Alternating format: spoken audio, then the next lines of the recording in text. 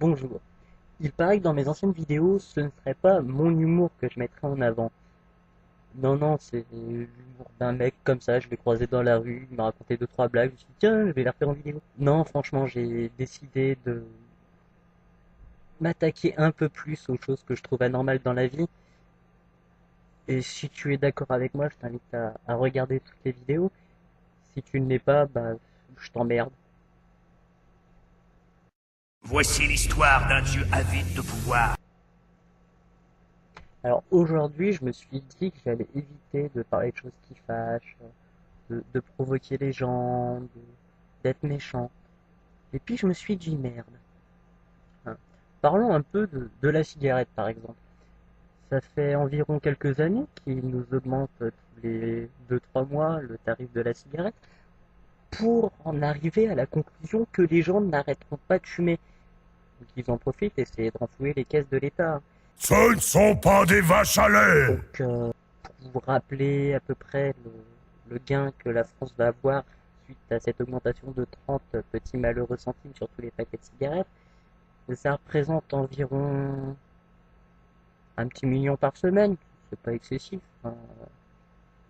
Quand on sait que le président de la République a juste doublé son salaire 2 mois après être passé à l'Élysée. La taille ne fait pas Enfin tout. bref, ne parlons pas de choses qui fâchent. Non, ce qui me fait rire aussi, c'est quand j'entends d'autres couillons qui sont là à dire ouais, il faut lutter contre toutes les drogues sont malsaines, il faut punir tous les drogués. Non, c'est moi ou il y a de la nicotine là-dedans? Et l'alcool, on en reparle?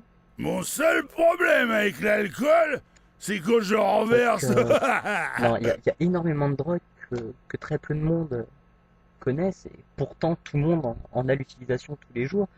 On peut trouver la théine, la caféine, la morphine, la nicotine, les coups de pine. Oui, donc on parlait de quoi déjà? Oui, des drogues. Donc alors parlons peu, mais parlons bien. 95% des Français, et ça c'est un sondage officiel, hein, 95% des Français sont drogués. Et dernière nouvelle pour vous, 100% des Français se foutent totalement de vos sondages à la con. Oui, alors ce qu'il faut dire aussi, c'est qu'on s'en fout des sondages, hein. On est bien content de pouvoir s'appuyer sur les chiffres pour se prouver que nous sommes comme la plupart de tous les êtres humains sur la planète des moutons. Par exemple, on nous emmerde à chaque élection présidentielle avec un petite enquête qui dit que tel président est aimé à tel pourcent, tel président est aimé à tel pourcent, tel machin est aimé à tel pourcent. Mais bizarrement, le jour des élections, les pourcentages ne sont jamais les mêmes.